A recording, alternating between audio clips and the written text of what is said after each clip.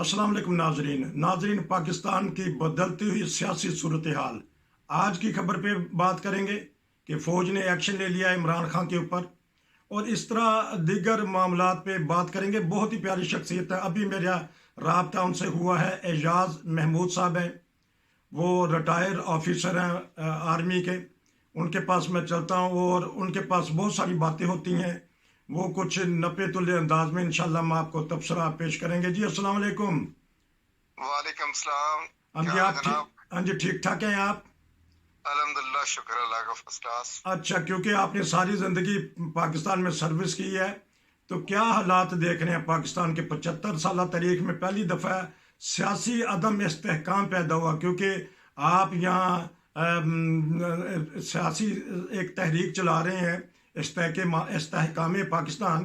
लेकिन पाकिस्तान में तो इस्तेहकाम आ ही नहीं रहा, ना मुआशी तौर पे, ना सियासी तौर पे, ना मजहबी तौर पे।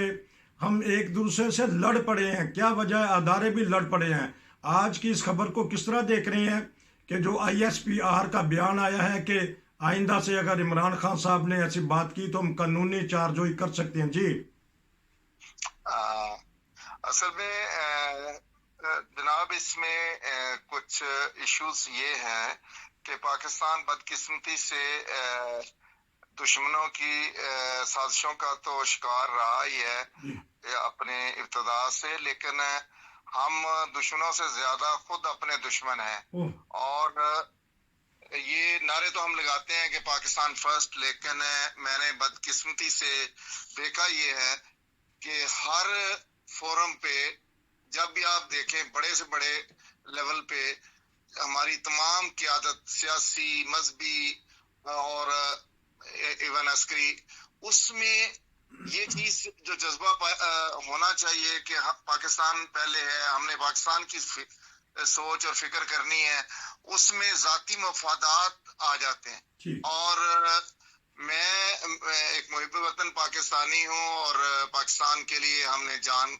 का नजराना अपनी हथेली पे रख के सर्व किया है और बहुत सारे एक्शंस में भी हिस्सा लिया। अभी इशू ये है कि हम तो इस्तेहकाम पाकिस्तान का जो हमारा मिशन है वो यही है कि आइन सब के लिए है और रूल ऑफ लॉ हो, मेरिट हो, और तमाम शहरी जो कि आइन के अंदर दर्ज है, पाकिस्तान के आइन में, कि तमाम शहरी कानून की नजर में तरामीम करके एक परसेंटेज है पूरी पाकिस्तान की, जो कि मैं तो नहीं ये वर्ड यूज करना चाहता, लेकिन यहाँ पे हमारे यहाँ माइनॉरिटीज का वर्ड यूज होता है, मेजॉरिटी और मिनॉरिटी।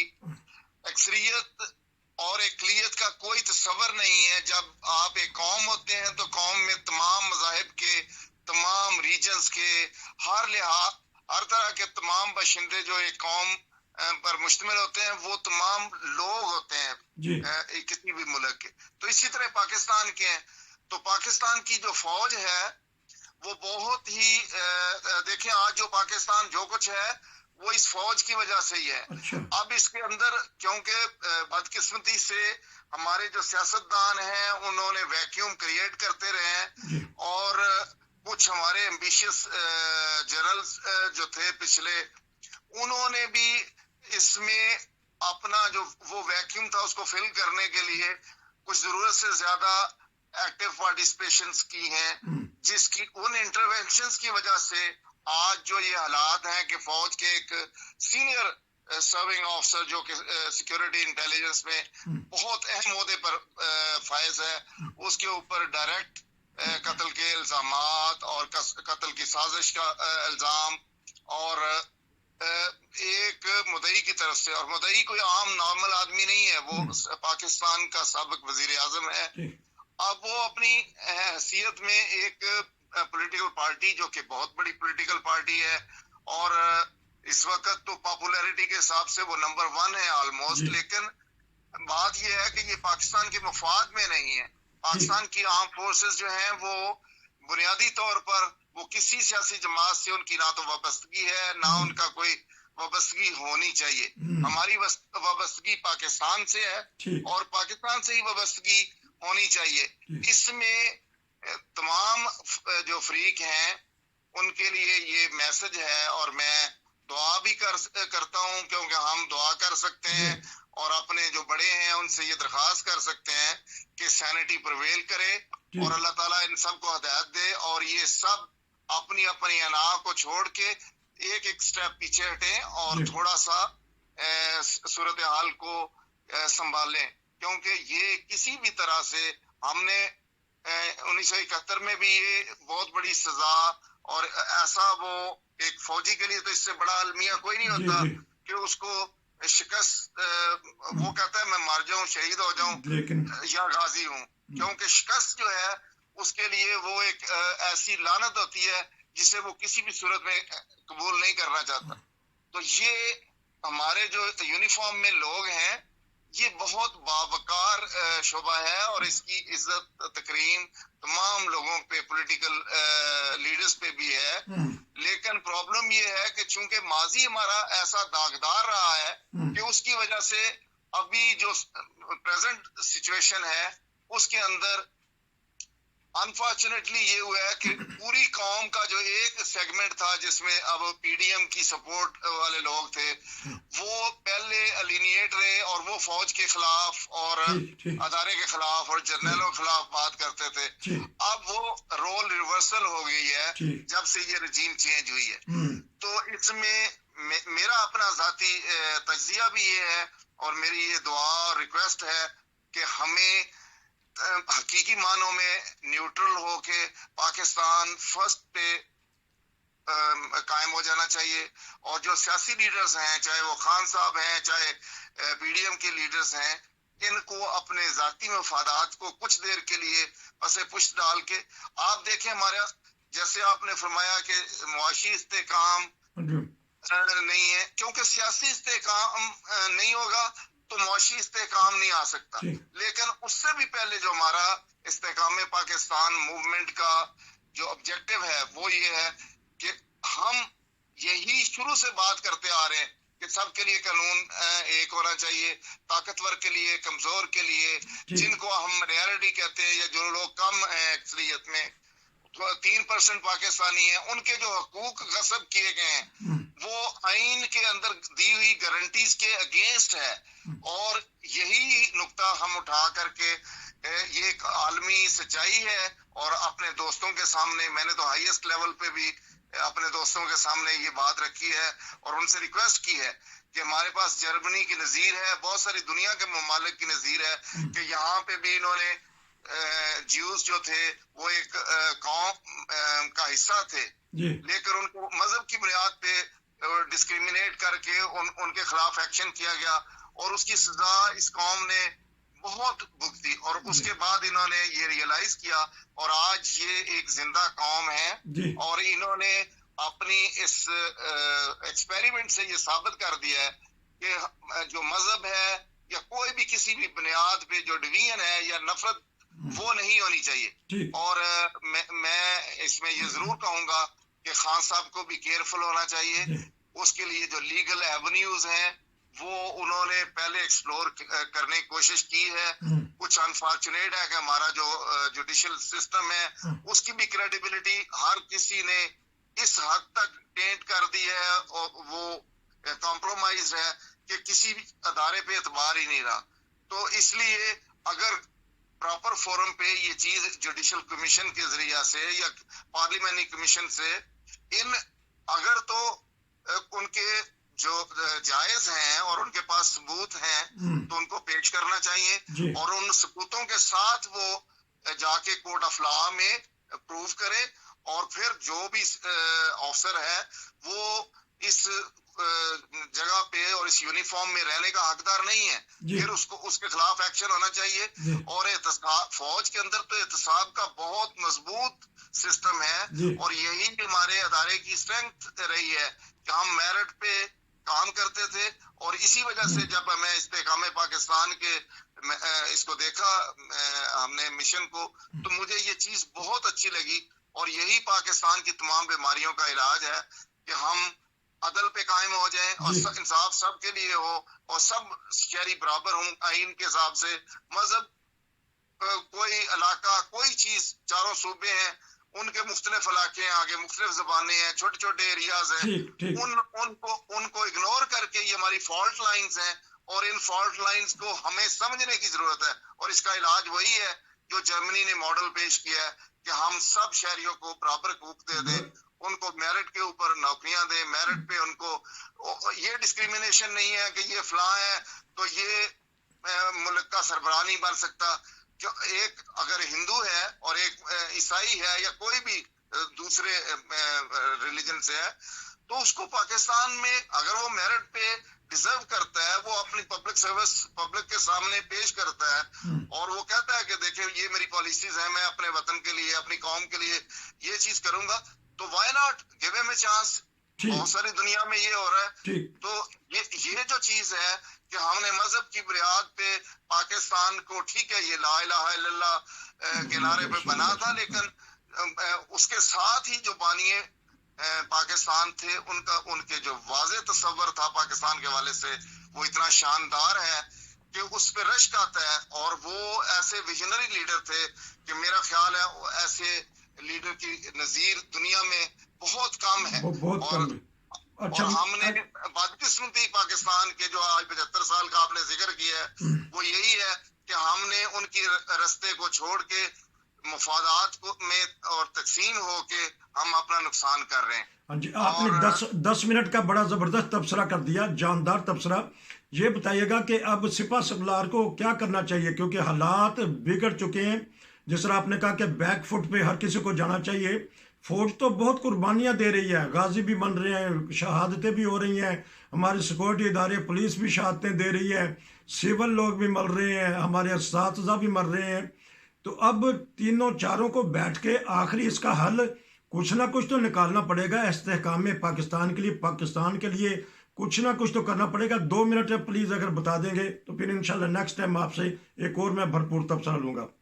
سر یہ ہے کہ یہ جو ہمارے مسلح افواج کے سربراہ ہیں اس وقت ہماری سینیرٹی کے ہیں, اور یہ ہمارے پوسٹمیٹ تو نہیں ہے لیکن اسی سینیرٹی پہ ہیں, اس لیے میں ان سے بہت ادب سے یہ درخواست کروں گا کہ وہ سب سے پہلے اپنی قوم کا اور پاکستان کا مفاد دیکھ کے تمام پولیٹیکل پارٹیز کو ایک نگاہ سے دیکھیں, کسی کے ساتھ اور اپنی ذاتی جو بھی ایشوز ہیں ان کو کمیونیکیٹ کر کے بیٹھ کے اور طریقے سے ریزالو کرے, اور جو ایشوز ہیں جہاں پہ کانفلکٹ آ رہا ہے, جہاں کیونکہ پولیٹیکل لیڈرز جو ہیں یا پولیٹیکل پارٹیز ہیں ان کے جب مفادات نقصان پہنچتا ہے اور وہ سمجھتے ہیں کہ اس کے اندر فوج کے ایلیمنٹس کا بھی اثر و رسوخ ہے اور وہ ان کی آشیرواد حاصل ہے پی ڈی ایم کو, اور اسی طرح پہلے پی ڈی ایم کو یہ شکوہ تھا.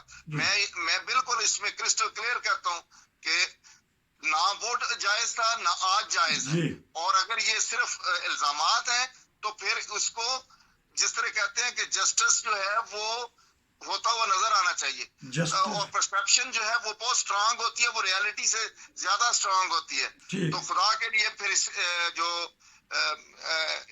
اپنی پرسپشن ہے فوج کی, اس کا جو وقار تھا, جو لوگوں کے دلوں میں محبت تھی, اس کو ریوائیو کرنے کے لیے جو بھی نیسیسری سٹیپس ہیں, اور میں سمجھتا ہوں کہ فوج کے ادارے میں تھاٹ پروسیس ہوتا ہے, تھنک ٹینکس ہوتے ہیں, اور وہ اپنی سول سرچنگ کرتے رہتے ہیں اور احتساب کا پروسیس بھی انیشیٹ کرتے رہتے ہیں.